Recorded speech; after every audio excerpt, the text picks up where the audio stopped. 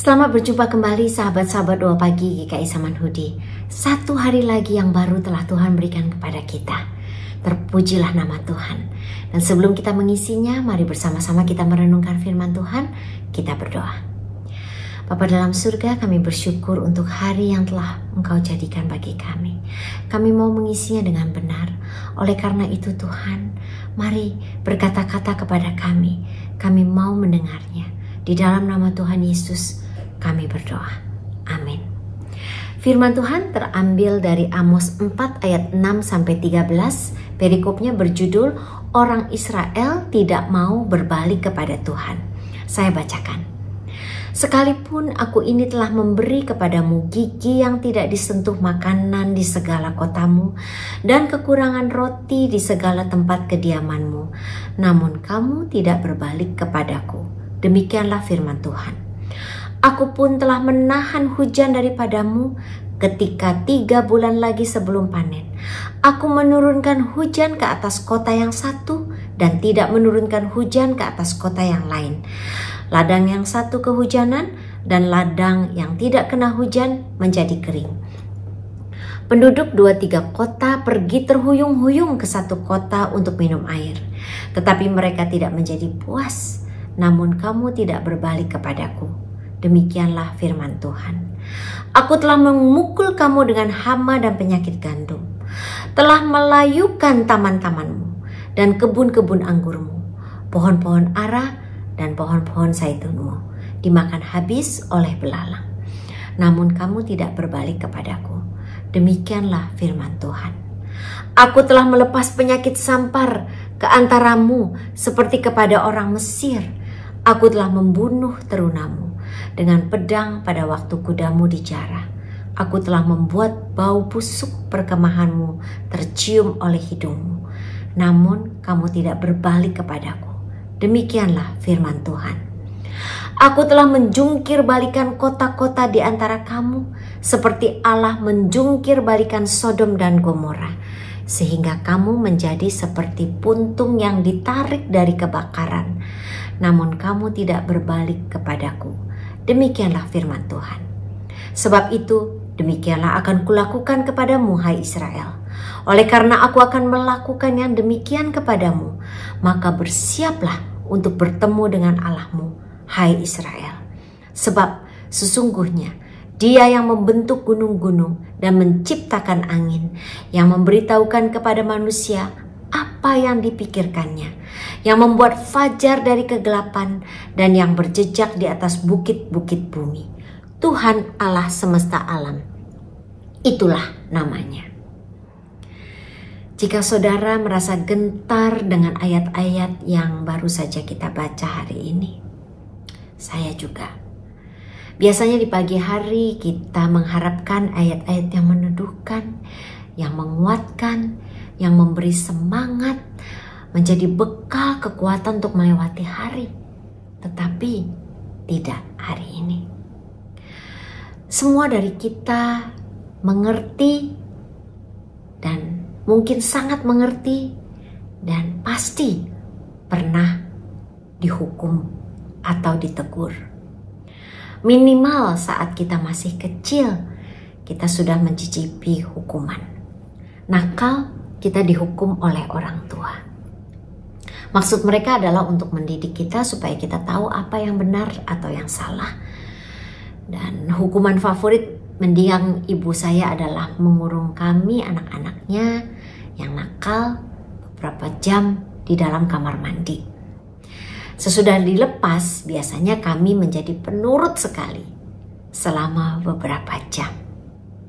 Nah, hukuman saat dewasa bermacam-macam sesuai dengan tingkat keseriusan dari kesalahannya.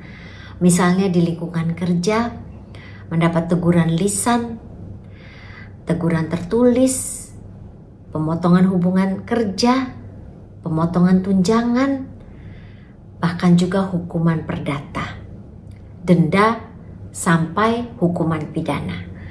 Hukuman pidana ada yang hitungannya harian, atau bulanan, atau tahunan, bertahun-tahun, berpuluh-puluh tahun, bahkan ada yang seumur hidup. Dan yang terberat adalah hukuman mati. Perikop yang kita baca berisi teguran Tuhan kepada bangsa Israel. Walaupun mereka menjalankan ritual keagamaan, peribadahan yang meriah, yang sangat kusuk, tetapi kering akan kasih kepada Tuhan dan sesama. Ibadah mereka itu hanya sebatas rutinitas tanpa makna sehingga tidak berdampak.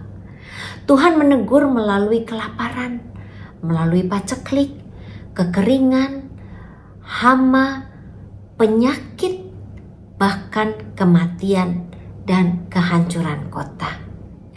Tujuannya adalah agar bangsa Israel merefleksi diri dan sadar akan dosa mereka. Tapi sayang, teguran Tuhan dianggap sepi dan ditolak. 5 kali ayat yang sama diulang. Namun kamu tidak berbalik kepadaku. Bangsa Israel tidak mau bertobat, terus hidup di dalam dosa. Sekali lagi, di pagi hari menghadapi atau menyambut renungan harian, biasanya kita mengharapkan ayat-ayat yang meneduhkan, menguatkan, menjadi penyemangat, bekal kekuatan hari itu. Tetapi tidak hari ini. Perikop hari ini mengingatkan kita bahwa firman Allah bukan hanya menghibur, tapi juga menegur. Dan Tuhan kita itu adil, tidak hanya menegur atau menghukum bangsa-bangsa musuh, tetapi juga bangsa pilihannya. Umat, orang-orang yang dikasihinya, saudara dan saya. Tujuannya adalah untuk kebaikan, agar yang sesat putar arah, berbalik ke jalan yang benar. Bukan karena Tuhan benci, tetapi karena Dia sangat mengasihi kita.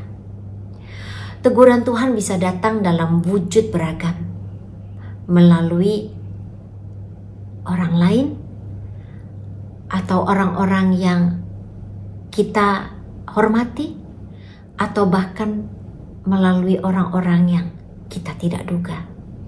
Termasuk juga melalui berbagai peristiwa, termasuk kegagalan-kegagalan dalam usaha, dalam bisnis, dalam karir, dalam pekerjaan, kesulitan finansial, kesehatan yang memburuk, yang membuat kita tidak maju. Di situ-situ saja yang membuat kita resah dan akhirnya mengingatkan kita pada kesalahan kita. Mari kita pakai hari kita ini untuk memohon kepada Tuhan agar Roh Kudus memberikan kepada kita kepekaan untuk mengerti apakah tantangan yang kita hadapi dalam hidup kita sekarang ini memang adalah ujian yang Tuhan izinkan untuk menjadikan kita selangkah lebih maju, menguatkan iman kita, atau karena kesalahan kita, karena dosa kita. Dan jika karena yang terakhir, mari kita minta Tuhan memampukan kita untuk mengintrospeksi diri kita dan berubah. Sebuah peribahasa mengatakan, jangan buruk rupa, cermin dibelah. Cermin adalah hanyalah media yang menampilkan wajah kita. Tidak dikurangi, tidak ditambahi. Apa adanya. Jangan cermin yang disalahkan apabila yang kita lihat adalah sesuatu keburukan. Cermin itu membantu kita untuk melihat keburukan kita. Teguran dan hukuman yang kita alami barangkali adalah alat Tuhan untuk membantu kita menyadari akan kekurangan kita, kesalahan kita, dan memberi kita kesempatan untuk memperbaiki kelakuan. Mari kita berdoa. Ya Tuhan, tolonglah kami untuk kami bisa melihat dan mengerti apakah tantangan yang kami hadapi saat ini merupakan teguran dari-Mu. Mari kita pakai waktu kita secara pribadi untuk mengakui dosa dan kesalahan kita.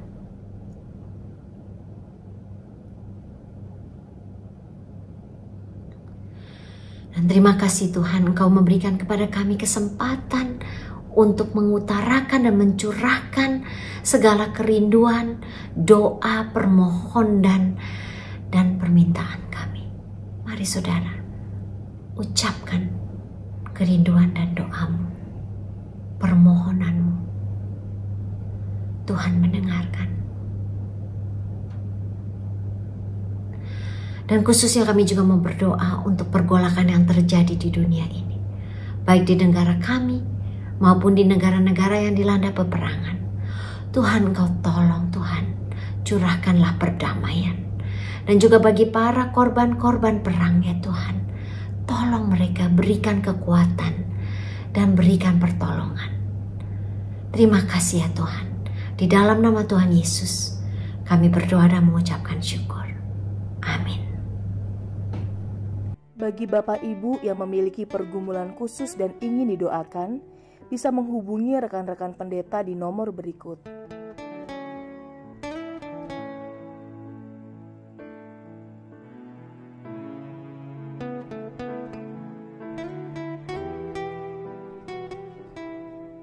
Tuhan Yesus memberkati.